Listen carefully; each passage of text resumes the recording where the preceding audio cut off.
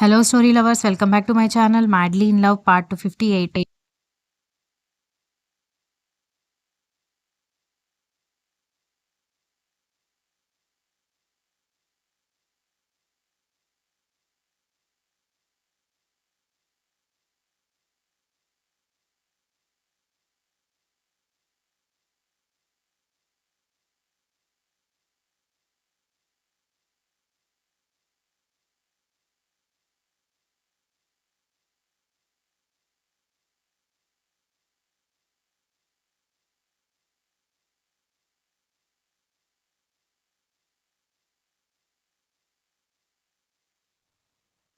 దక్ష, కావ్య వాళ్ళని చూసి నవ్వుకుంటూ ఉంటే, ఎందుకో దీక్షితకి వాళ్ళిద్దరి మధ్య గొడవలు చూస్తూ ఉంటే అనుమానం రావడంతో, మురళి, స్నేహ ఫ్రెండ్లీగా ఉండేవాళ్ళు కదా!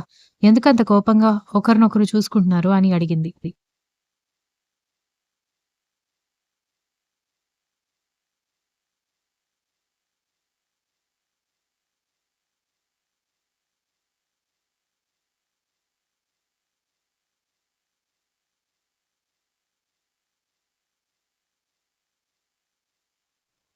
కోపంగా ఒకరినొకరు చూసుకోవడం లేదు. స్నేహ కోపంగా చూస్తోంది. మురళి కన్విన్స్ చేయడానికి ట్రై చేస్తున్నాడు అని దక్ష అనగానే, ఎందుకంటావు అనగానే, నాకు మాత్రం ఏం తెలుసక్కా అని చెప్పడంతో, కొంపదీసి వీళ్ళిద్దరు ఏమైనా లవ్ చేసుకుంటున్నారా అని దీక్షిత అనగానే, వామ్మో అంత మాట అనకక్కా, ఇంకేంలే, మా ఆయన చంపేస్తాడు అని అంది.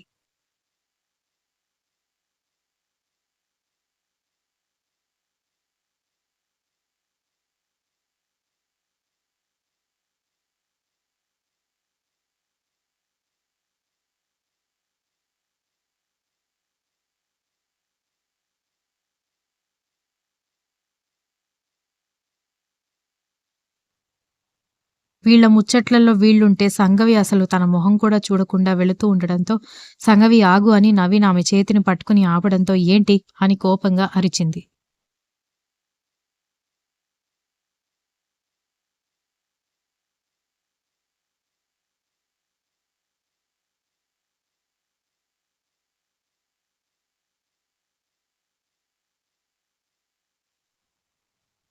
అరవకు, మళ్ళీ మనిద్దరం ఏదో గొడవ పడుతున్నామని అనుకుంటారు అనగానే, అలా అనుకుంటున్నారని నీకనిపిస్తే నువ్వు నా వెంట తిరగడం మానేయ్ అనగానే, అది కాదు సంగవి, ఆ రోజు పూజ కావాలని కాఫీ తీసుకొచ్చిచ్చింది.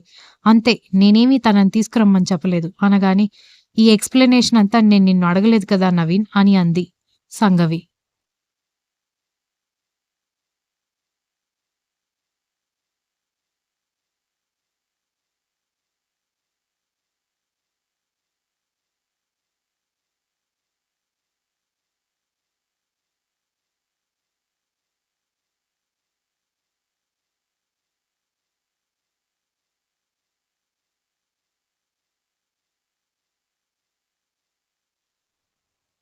కానీ నేను చెప్పాలని అనుకుంటున్నాను అనగానే, ఎందుకు చెప్పాలని అనుకుంటున్నావు?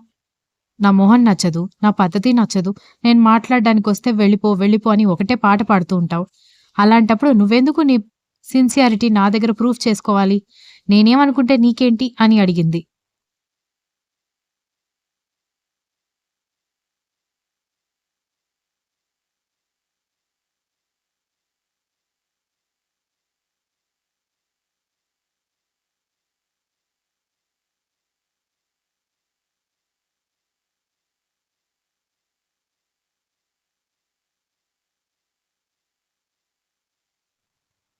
నువ్వు నాకు అయిన దానివైనా కాకపోయినా కూడా నా గురించి ఒకరు బ్యాడ్‌గా అనుకోవడం నాకు నచ్చదు.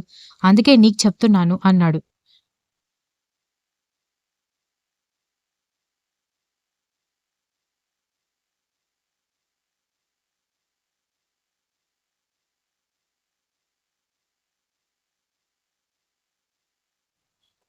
చూడు నవీన్, ఎప్పుడైతే నువ్వు నేను నీకోసం ఇంత తగ్గుతున్నా కూడా నన్ను పట్టించుకోకుండా, నా మనసు గురించి ఆలోచించకుండా, ఇన్ని మెట్లు దిగొచ్చినా నా గురించి ఆలోచించకుండా ఉన్నప్పుడే, నువ్వేం చేసుకున్నా నాకేం సంబంధం లేదని నేను ఆలోచించకూడదని డిసైడ్ అయ్యాను.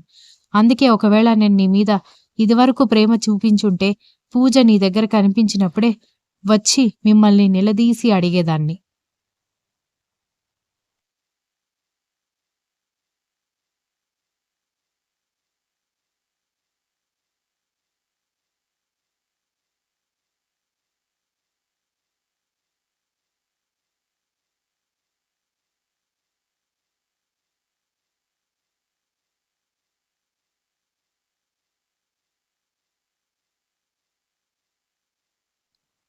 కానీ నేను ఆ రోజు ఒక ప్రశ్న కూడా అడగలేదు. ఎందుకు అనగానే నవీన్ ఆమె వైపు చూస్తుంటే, నీ గురించి నాకవసరం లేదు కాబట్టి అని చెప్పి కోపంగా వెళ్ళిపోవడంతో సంగవి ఒక్క నిమిషం ఆగు అంటూ మళ్ళీ ఆమె వెంటపడ్డాడు.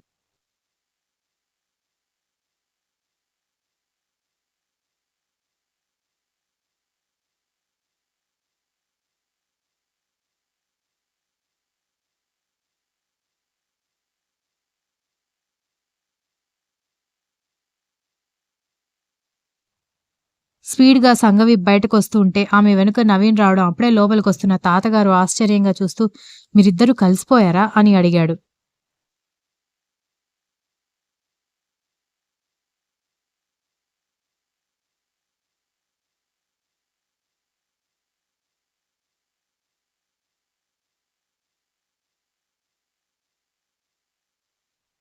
లేదు తాతయ్య, ఆయన బయటికి వెళ్తున్నాడు. నేను రోజా పువ్వు తెంపుకుందామని వచ్చాను అంటూ అక్కడే ఉన్న రోజా పువ్వు కొమ్మలో నుంచి ఒక రోజా పువ్వు తెంపుకొని తలలో పెట్టుకొని, చెట్టు నుంచి వేరైన ఈ పువ్వు మళ్ళీ చెట్టు కొమ్మకి వేలాడ్డం ఎంత అసాధ్యమో, విడిపోయిన వాళ్ళు కలవడం కూడా అంతే అసాధ్యం తాతయ్య. అనవసరంగా ఆశలు పెట్టుకోకండి అని చెప్పి లోపలికి వెళ్ళిపోయింది సంగవి.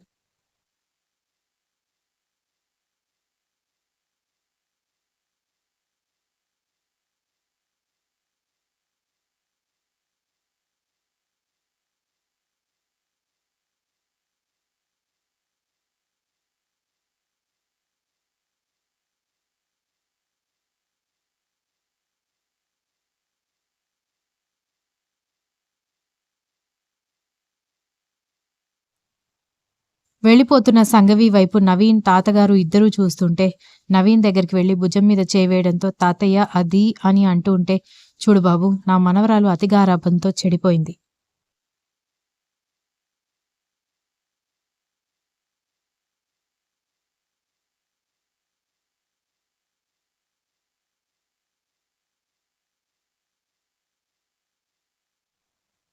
తనని గారాబం చేసి ఇంట్లో వాళ్ళు చెడగొట్టారు. నేను కాదని చెప్పడం లేదు. కానీ చిన్నప్పుడు తను చాలా పద్ధతిగా ఉండేది. స్టేటస్ అని వాళ్ళమ్మ పదే వేషాలు అన్నీ చూసి తను కూడా అలా తయారైంది, కానీ నా మనవరాలు చెడ్డది కాదు.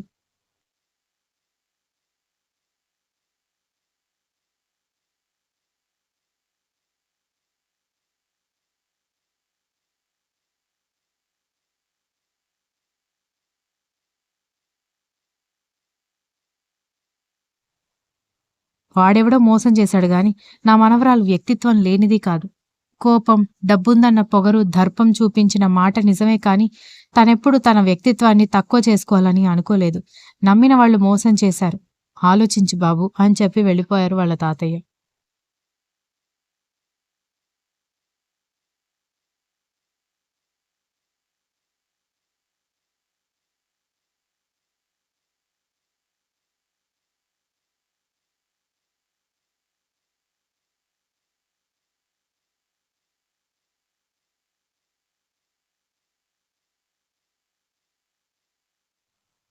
దక్ష మొబైల్ రింగ్ అవుతూ ఉంటే రూమ్‌లోకి వెళ్ళేసరికి కర్ణ డోర్ లాక్ చేసి, ఏంటి పిలుస్తుంటే రాకుండా ఓవర్ యాక్షన్ చేస్తున్నావు అనగానే, ఏంటి డోర్ లాక్ చేశారు?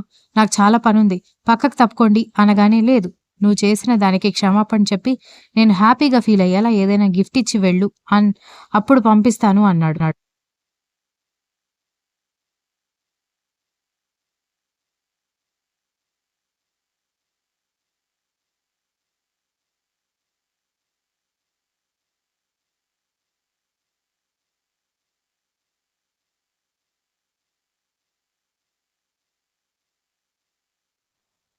టైం చూసి అడ్వాంటేజ్ తీసుకోవడానికి ట్రై చేయకండి.